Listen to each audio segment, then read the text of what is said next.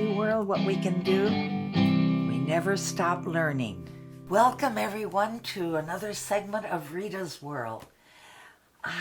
I'm so excited today because I have two guests. One, I'll talk about my little goldfish.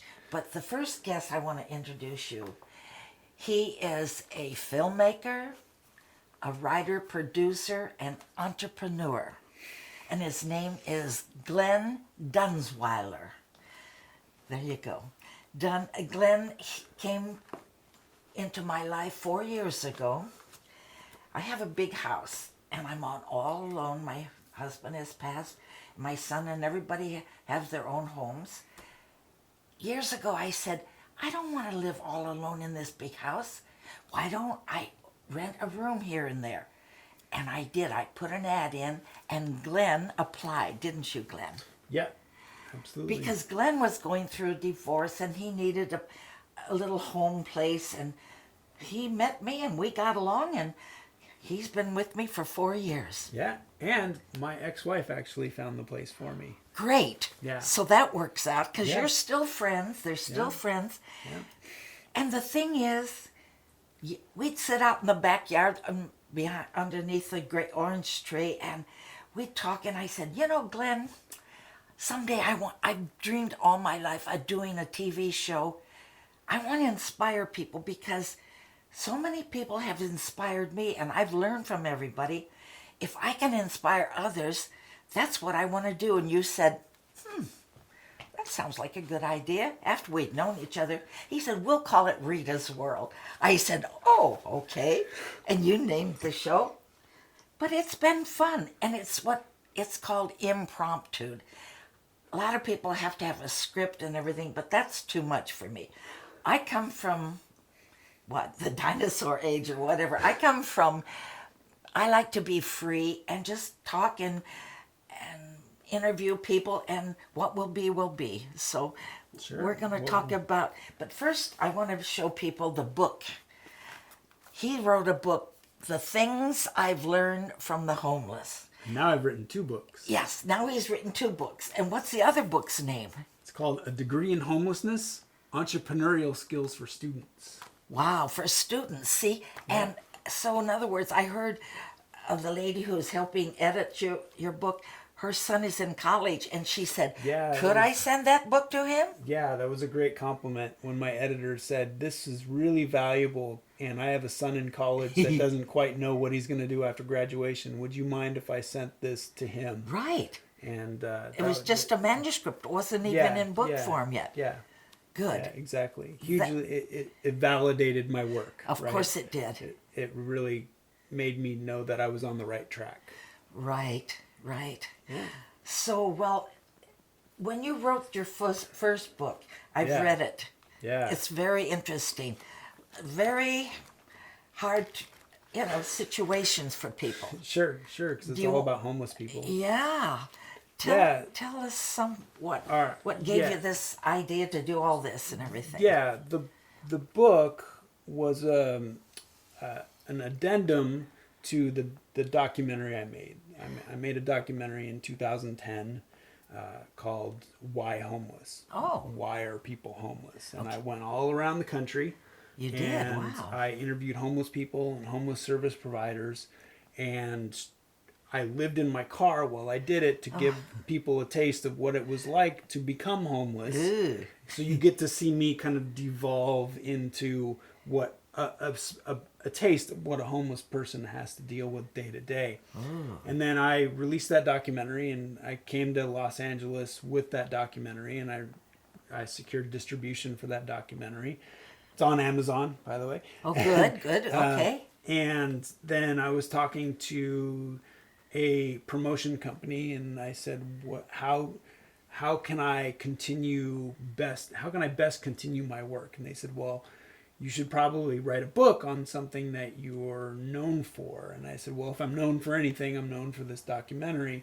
Yeah. So then I wrote Things I've Learned from the Homeless, because every time someone saw the documentary and talked to me, they'd say, well, why doesn't he just get a lawnmower and mow lawns? Well, there's or why doesn't sure. Or why do they throw the fish sandwich back at me that I gave them? And and then there was all these these hard questions to answer very briefly. So I wrote this book to answer all of those questions. Why do poor people have so many kids?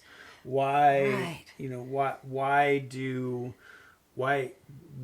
people not have families that take care of them? Why is it so hard to get a job? Why do people go to the bathroom on the street? Yeah. Yes. Things like that. Right. All of these really difficult questions where I just said, let's lay it out. Let's dive in. And I also was really inspired by homeless people. Good. Because when you have taken away everything and you have nothing, you start to really, if you survive through homelessness, if you pull yourself out, right, you really recognize what's important to you. And I think the housed community sometimes gets away from that. They get far removed from what's really important to them, and they get into the hustle of the day to day, and I've got the job, and I've got the kids, and I've got the car payment, sure, and you just start, you don't pay attention to what's really important, and you kind of lose yourself.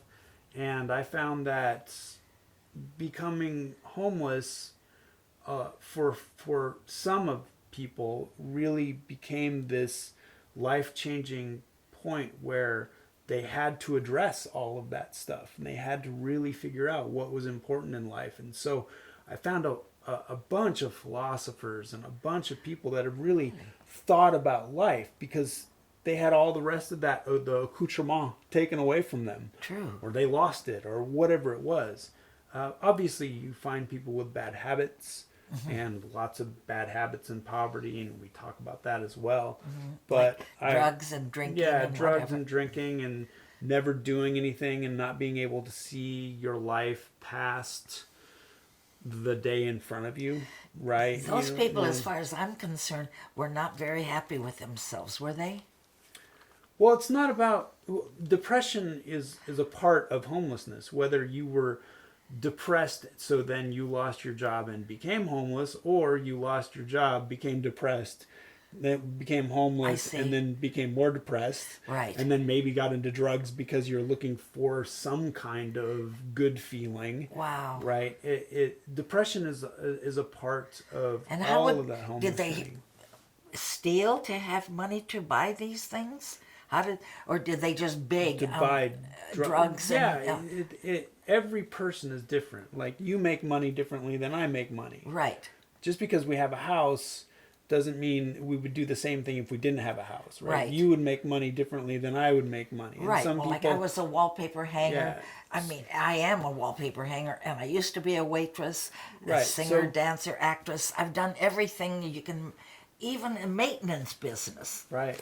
Yeah. Which I always think, if I didn't have any money, I'd knock on their door and say, could I do something, wash your windows outside? I wouldn't want to ask them to let me in their house at first. I would like to get somebody's trust by, could I do something on the outside? Yeah, and I think that's one of the things that my second book is about entrepreneurial skills for students, because students who also can become homeless, and there's a huge population of students that live in their car and or on the streets. Yeah. I met a guy in Sacramento in 2010 that was living on the river and going to school because he had a scholarship to go to school, but not a scholarship for housing. Wow, but I admire them.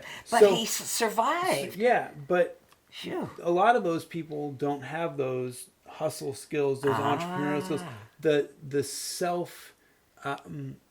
They don't have self-worth. And I think the thing that you have that has always carried you forward, I think the reason that you are the light that you are, that you have succeeded, is you have a love of life, and you also have an appreciation for yourself, and you have your an idea of what your own worth is, and you present that to people, and you are a joy to be around. Yeah. So people gravitate towards you, and they give me a chance. And they let you succeed. So you were telling me when you were doing to get a waitress job, work, and the way you would approach getting a new job. Can you talk about that? I thought it was really impressive. Yeah, I'd go to wherever. I'd always say, let me go to the best restaurants, because I wanted to start at the top and see if I could. I went to the Century Plaza Hotel, and I said, I will never be late. I'm not ever sick. I will make money for the house, and I'll turn tables, and I'll make money. And I said, people like me because I like them, and I'm always happy. And I got hired every time, because I would tell them right away, I'm going to make money, and you will too. Yeah, and I think that unfortunately, when I grew up, I was just told to keep my head down and work hard. Oh. And you kept your head up and worked hard, which is better, right? If you keep your head down and work hard, you kind of possibly become susceptible to being taken for granted. True. Where if you keep your head up and you Yes. say, I have self-worth. Yes. I can do good things for you, and we can do good things together. Yes. And you're constantly looking for opportunities for yourself. Yes. That is an entrepreneurial spirit that I don't think we teach our students. I know we don't teach our students. I spent 11 years teaching at universities, and it's all about That's right. the major and the skills base, but not about trying to survive outside of the university system once you graduate, and in a capitalist society where it's all about return on investment, and it's all about what can you provide me, and what good story and what happiness can you give to me, because that's what capitalism is we're giving people happiness, we're giving each other happiness. You give people happiness whether you're dancing or whether you're on screen or on television or waiting tables. Right. Or people love that you hang their wallpaper because you're such a joy to be around. It's Rita's going to come hang wallpaper for me today. And I inspire people. Yeah. Because they inspire me. It's a two-way street with me. Yeah. I learn every day something. Absolutely. I hung wallpaper yesterday for this lady in North Hollywood, Crystal, and I got home and I called her up. She works in TV and everything. I said, Crystal, I'm doing a podcast and you inspired me. Would you be on my podcast? She said, oh, that would be fun. So we're having her come in January. Nice. Yeah, and I've been constantly trying to figure out how to make homeless people more inspirational to the public, because the public doesn't see a return on their investment for helping the homeless. No. The public consistently gets frustrated. We're now dealing with a huge homeless problem nationwide, but especially in Los Angeles. Yes. We gave all this money tax money to the city for housing the homeless 3 years ago, and that money has been sunk into process and no actual buildings. Really? Yeah, now we're coming to more aggravation and frustration about we have more homeless people and what are we doing? So I'm constantly trying to figure out how that homeless situation could be more entrepreneurial. So I did a TEDx talk about small business homeless, where you talk about return on investment and really working with your community to figure out who your homeless people are in your community, and then how you can help them. And it's sometimes really hard, but if you can think about how you can help them and how that can help your community, or how they can help you, or what the skills they have to give back, not only does it give you inspiration to continue on, but it also inspires that homeless person to let them know that they aren't a piece of trash. They aren't a throwaway human being. They have self-worth. Right. I don't think that, I know that when you become homeless, you have a lot of reminders of people that are telling you that you're not worth anything. And if someone tells you you're not worth something, after a while you start to believe you're not worth something. Absolutely. So if someone says you are worth something, even looking a homeless person in the eye has this great effect, because they realize that someone recognizes them as another human. Because we look at people in the eye, unless they're homeless, and then we do this. We don't want to look. But now, when you look someone in the eye, you're telling them you're worth my attention. Great. And that is self-worth. That they appreciate that. They respond to that. And if we can do that more, if we can approach our homeless situations more entrepreneurially,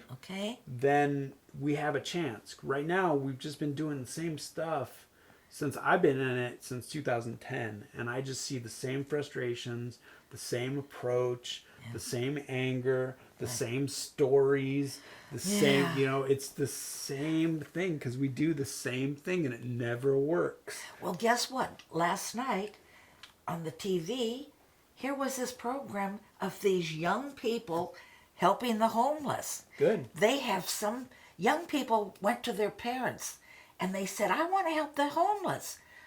They said, okay, what do you want to do? And they got packages. They have plastic bags and they put toothbrushes and toothpaste and all these different things that people need. Right. And they would go out and they Right. would get people to donate money, and these kids Right. went around and helped the homeless. And I said, wow. And tomorrow I'm going to do a show on the homeless, so that really inspired me last night. Great. Yeah. And I think that is a good deed, and they will do that. What usually happens is they do that once. They do that twice. Maybe they do that 3 times. And then they don't see any return on that because there's just still more homeless people, and they're always going to need toothbrush, and they're always going to need socks. That's how do we get them to be self-sustainable, Well, or that's get where them you in a come situation? in. Now, that's where it's always this idea of how can you bring people out of it instead of just keeping them in this pit. Right. Yeah. How do we inspire them to get off their... And so that's because I taught at universities for 11 years, and I saw students say, oh my gosh, what am I going to do with my life? I'm in school because someone told me to be here. My parents told me to be here. Sure. I don't know how I'm going to pay the student loan debt back. I don't know how I'm going to get a job that'll be able to pay me to live and pay my student loans back. And we have a lot of people that are saying, well, just forgive student loans, or, well, just make college free. And that's kind of like giving people socks. It doesn't help them help themselves. So I see. The thing is, instead of telling your kid, look, you're not going to get a French literature degree because it's not going to work, and being kind of hard military about it, and making them go to engineering school, or just saying, yeah, good luck. I see, right? There's another approach. There's a third approach of saying, okay, yes, you want to get your French literature degree. How can that make money for you once you get out of university? And there is an answer, and maybe it isn't French literature, but maybe you can roll that into something that you do that will make money. And you just have this realization that as you're going through a university system or any kind of education, you have this realization of how it's going to benefit you. What is the return on your investment? You're investing in school. Right. What is your return? And it's really started developing those skills, so people can pull themselves out, and instead of waiting for people to give them socks and give them toothbrushes and educational toothbrushes or educational socks or job socks, job toothbrushes. Well, Glenn, on Thanksgiving this year, I went to a family's home. They have every year they invite hundreds of people. I mean, it's long table. I love these people, and I got to sit next to this young girl, Madison. When she graduated from high school, she joined the Air Force. And so I talked to her. I said, and she's out now. I sent her little letters from her parents. I said, I want Madison's address. I was proud of her because she's a girl. Do you know how hard it is for a girl to join the Air Force? I mean, I think that would be tough because you have to go through this rigorous training and everything. I was so proud of her. And I said, Madison, now that you're out, did you get are you able to go to school, and can you get help from government for a home and stuff? Yes, she said. Yeah. Well, that's another way young people, if they don't know exactly what they want to do or be, if they can do it, and I couldn't have done it, oh my, no way, carrying guns and all that, but that's a different ballgame. Everybody's different. But she's going to do fine because she has the government behind her. she doesn't have a student loan. She can go to college now. And Yeah. she went to college or studied while she was in the service. But that's exciting to me that young people can still do that. Yeah, there are no rules. I think that people get into this idea that there are rules, that you have to go to a certain college because that's what you do, or that's what my parents told me to do, or Yeah, I have yeah. to go into the military Yeah. because my father was in the military, my Right. grandfather was in the military, Yeah, yeah. or I have to go work in the coal mines because that's That's what how- my family's done all the Exactly. time, and Yeah. the coal mines need to stay because that's the only way we know to live. And when you think of your life more entrepreneurially, Right. there are no rules. It's how can you get a return on your investment? How can you find opportunities and look for those opportunities? And they may be military. They may be trade school. Trade they school. may be That's what I like too. they Trade may school. be a junior college. They Okay. may be a 4-year university. Your strategy may be go to Yale because you want to be able to hobnob with the people that run this country. Fine. And a lot of those people that run this country come out Absolutely. of the Ivy League schools. Sure. So if you want to play in that game, Sure. maybe that's your game. But you're looking at what you're doing with that education after you get out of that university. And that's the Right. point. I think students look at that going to college as the end result, as the thing, the goal. I right? see. It's just Going the to college beginning. isn't not the goal. Yeah. You've got a lot more life to live after that. So Yes. it's a strategy. It's a tool. How are you going to use that tool? Okay. And that's what I'm trying to inspire students to do, because I don't want them to live in their cars, and I don't want them to live on the street or in their parents' basement Right. if their parents don't want them living in their basement. Right. Yeah. So you kind of empower yourself. I always look for ways for people to empower themselves, because I can't see anybody else caring more about you than you do. I agree. That's what we got to do. But they don't love themselves enough. They don't have enough self-worth. I have another question. Sure. I like the idea that the government finds a way that we can invite the homeless or the people who don't have a job. We could get everybody making solar panels. Now, maybe that's crazy, but if we could, I don't know. See, I put solar on my roof. I call it my new car, because I Right. never had a new car. Maybe I've said that before, but it'll be paid for in 2 years. But I've saved money on my electricity bill, but I'm also, whatever I don't use, I give back to the city. But I feel for the younger people, I'm inspiring them. If I can put solar on, anybody can do it. I mean, yes, it's the answer's out there. If the economic structure, if the business plan works for you, then do it. I think people get into this idea that they have to do something because someone else does it, and it may not. They don't put the effort in to make it work for them. Right. Just they do it because someone else is doing it, Right. and then they get caught. Okay, well, but I mean, we gotta, if the government, if we got these people who are on the street, if they would commit to helping build solar panels or whatever, they could have free housing or Well, something. what about the people that went to school to learn how to build solar panels? Are you taking those jobs away from them? Oh, that's a good No, point. what are you doing? You're good right? point. Very it's good. Very there's good. always this thing. So Oh, okay. there's this not new idea, but popularized idea in some cities of giving homeless work, Yes? cleaning up the city, and Yeah? that is working in some places.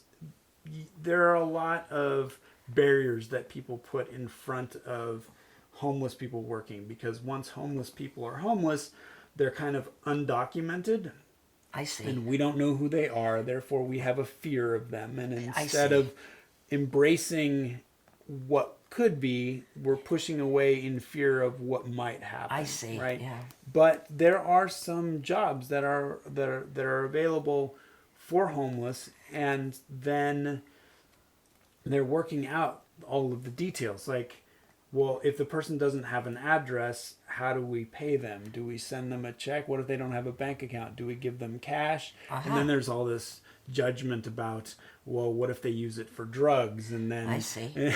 and so there's, but people are figuring it out. The best part is, this is what kills me. Okay. We do this stuff. Well, what if? Right. Until it actually hurts us. So, for example, there was a news story where a homeless man had diarrhea. Okay. And he pooped in a bucket. And then he went to empty that bucket, and he accidentally emptied it on a passing by woman who was walking. So now that used to happen in medieval times. Remember the Dark Ages? You hear about the people that were in London. They would throw their bathroom goods out the windows and spray on people. We've known how to fix plumbing for so long, but because we throw all these problems in front of getting homeless people bathrooms, homeless people don't have bathrooms. And now we have sewage problems, we have health problems, where people have no place to go other than to go to the bathroom other than in the street, in the public. And now we're all in the mess. Right, we're all getting poop thrown on us, and this is we're a first world country. Why are we giving ourselves these problems? And it's just because of this judgment that we have, and these barriers that we put. And so I'm trying to take those barriers away. I'm trying to focus on the entrepreneurial spirit. You want to focus on the good story. The one thing that I really like about you is you refuse to think negatively. You talked last time on the podcast about how, yes, negative things happen, but you don't distract yourself with the negative things unless you need to deal with the negative things. Otherwise, you put your brain power to positive inspiration and opportunities, and you just work that way. And you're in a better headspace. People want to be around positive people. People don't want to be around negative people. So it's this kind of self-fulfilling prophecy. If you live in a negative world, no one's around you, and negative things happen. And because we are social animals, we do better together. And you really inspired me, because as I was, keeping my head down and working hard and figuring out that doesn't work out as an entrepreneur, I was seeing you and listening to you, and you're just constantly up and going, and let's do this, and what if we do this? Why not solar panels? Why? I remember you once said, well, why can't we just have homeless people live in the trees? I know. I wanted to build tree houses. You go building tree houses. I still want that, but no. Well, and then your neighbors were like, no, not near my yard.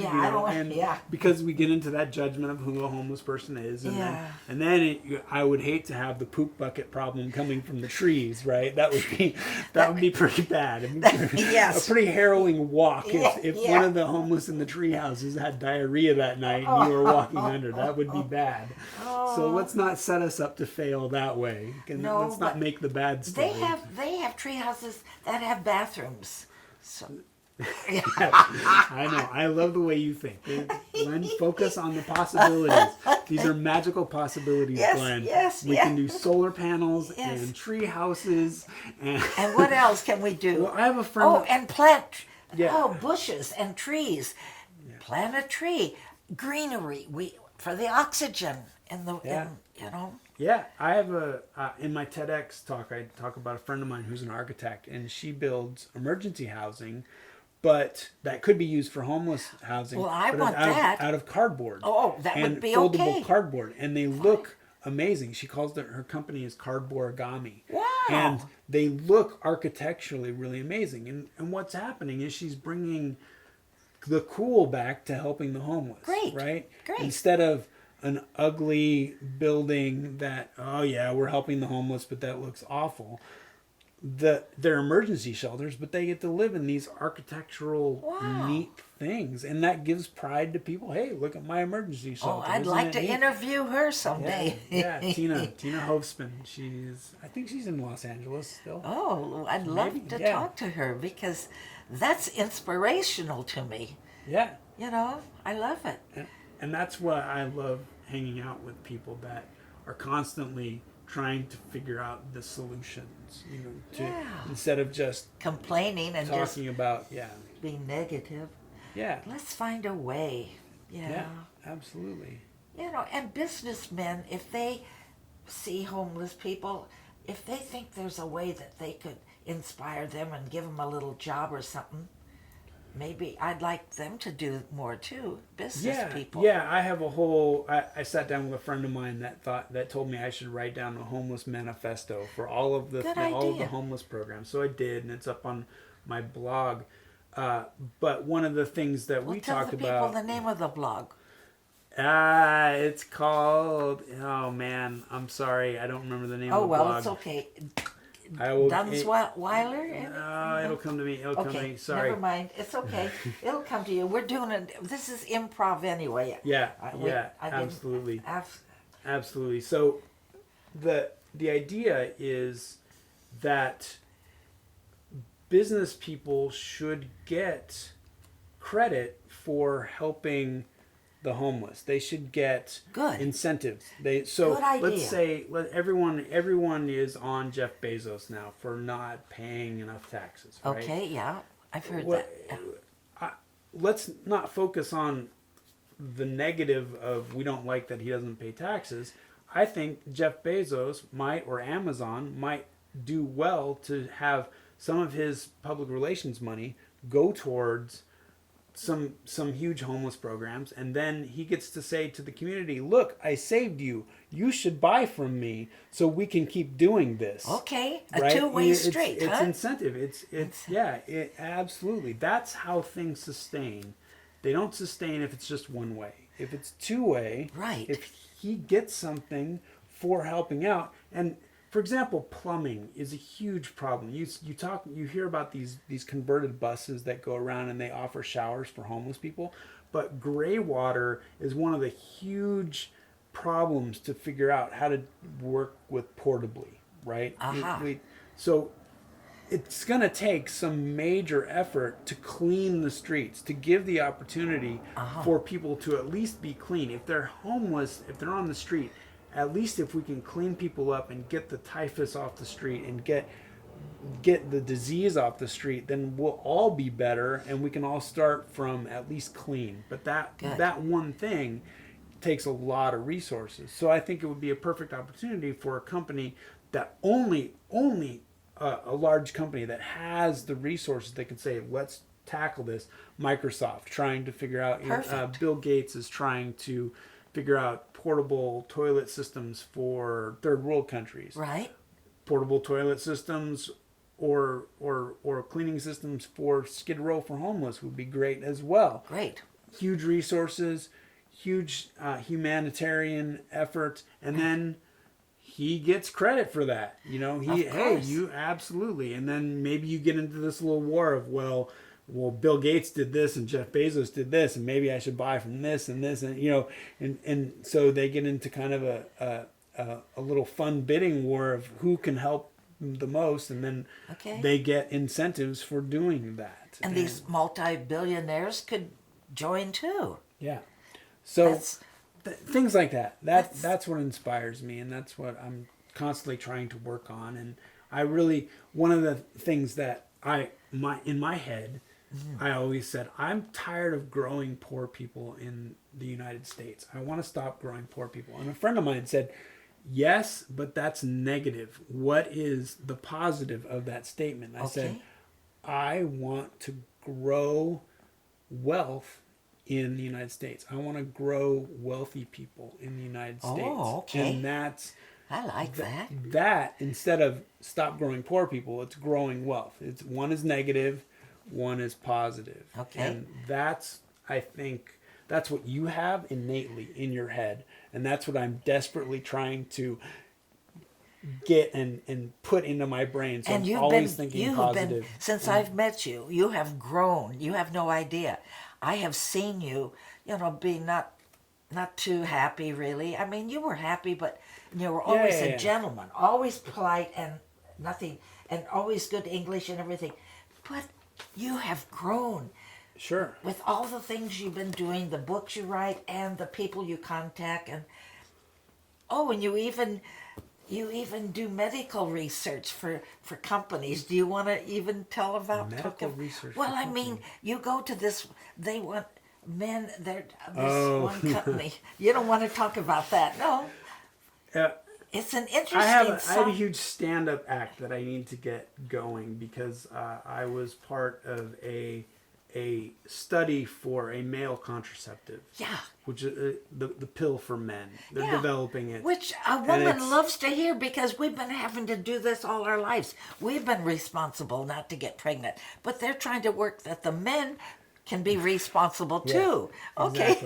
Exactly. And it's been a harrowing experience. Not harrowing, but it's very strange because they need a sample, and you can imagine what that sample is, and you can imagine where I have to do that sample, and it's in a it's in a clinic and with scientists, and it's very in a very cold room, and it's very strange. And every 2 weeks I go, and it's bizarre.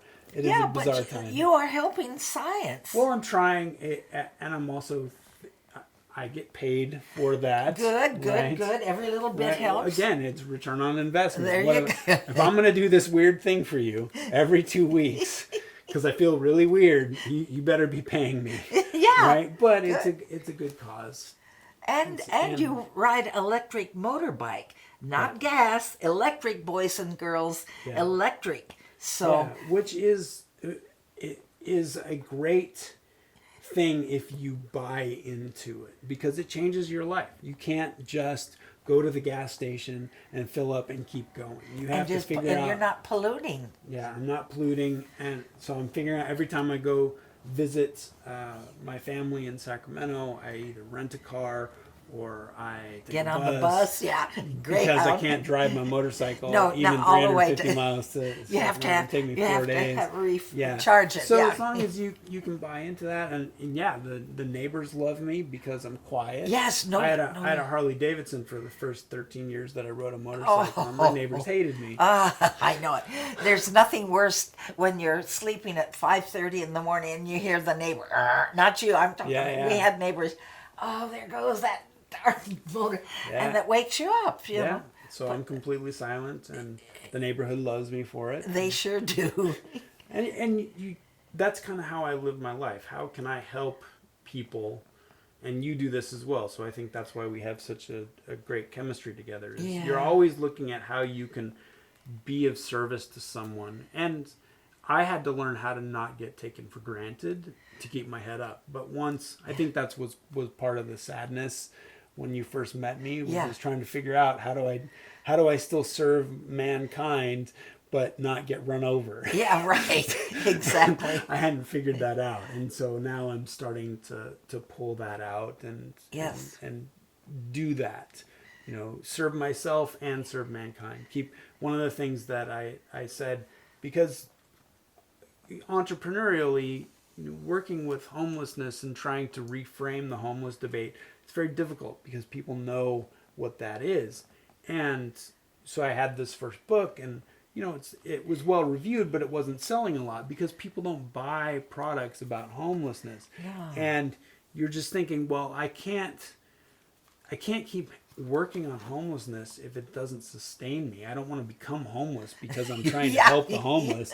This is not, and so dealing with that was also kind of a frustration, but I found that when I lived in the frustration, it didn't help, and no one wanted to be around me. So don't live in that frustration. Yes, negative things happen. You're not selling the book, but it's well reviewed and people appreciate it, and it changes some people's lives, and people that read it get really inspired. So, okay, let's focus on that. Okay, good. And by the way, this next week, it's free for download on Amazon because it's more inspirational. Oh, really? This one is? That, Oh, okay. Things I learned from the homeless. And, yay. Yeah.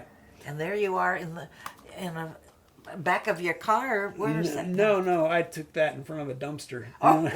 Because it just visually is a reminder of homelessness. Yeah. Well, that's great. Well, before we end, I have to show you I went to a luau this last August, and the centerpiece was a little goldfish.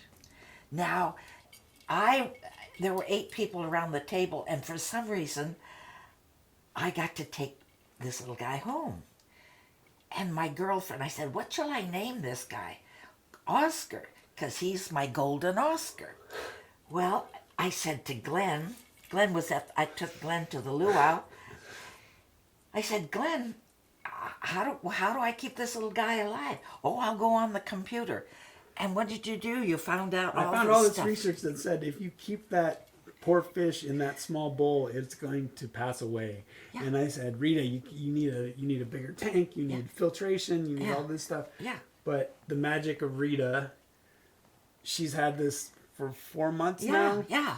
And he's fine. He's great. I change the water every 3 days. I go to the 99-cent store, any store, and you get regular filtered water, pure water, and then I clean the bowl and all the little stones and everything, and I feed them 3 times a day. It cost me 99 cents so far for this, and 99 cents for the water every whatever. But I mean, Oscar is my pet. Because my little doggy, my little Princey, my Chihuahua, he died and he went to doggy heaven after 17 years.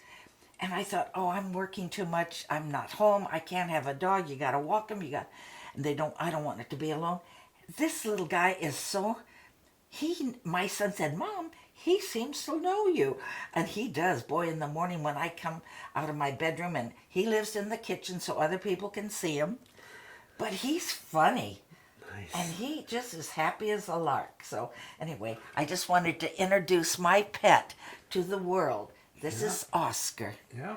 And just like the rest of your life, you're fighting the rules and you're making it work for you. And Oscar lives. Yeah. He gets new water tomorrow.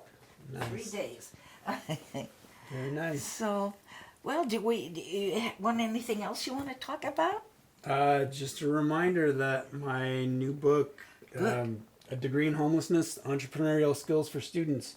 If you have a student that feels stuck, or if you feel that your student may need some help figuring out how they're going to wrap their lives into this capitalist world, this book can help you out. So it's on Amazon, it's on Barnes & Noble, it's on Apple Books. Great. I'm plugging my book.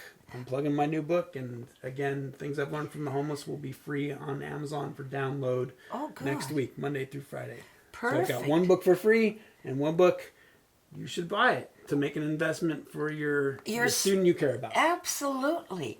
And it'll inspire the parents and the student. That's the best deal.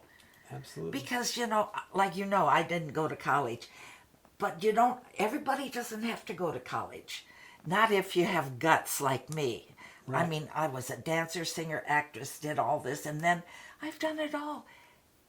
But I've been happy because I'm not really good at sitting down and reading, writing, and doing all that stuff. I'm a doer. I'm a worker bee. Right. I've never had a painter paint my house. I had to have people do the roofing, but I do everything. Yeah. If I don't do it, my son can help. So, that's the way to go through life. Absolutely. I mean, for me, and everybody has to find their niche, what's good for them, right? Yes, absolutely. But I admire people who are professors, like you were a professor. I was a professor. I had a title. You had a title. That's great. Yeah. But I didn't need a title because I'm happy and I make people happy, right? Absolutely. Okay, well, thank you everyone for coming to join us in Rita's World, and hope to see you next time. Thank you. Bye. See, world, what we can do? We never stop learning.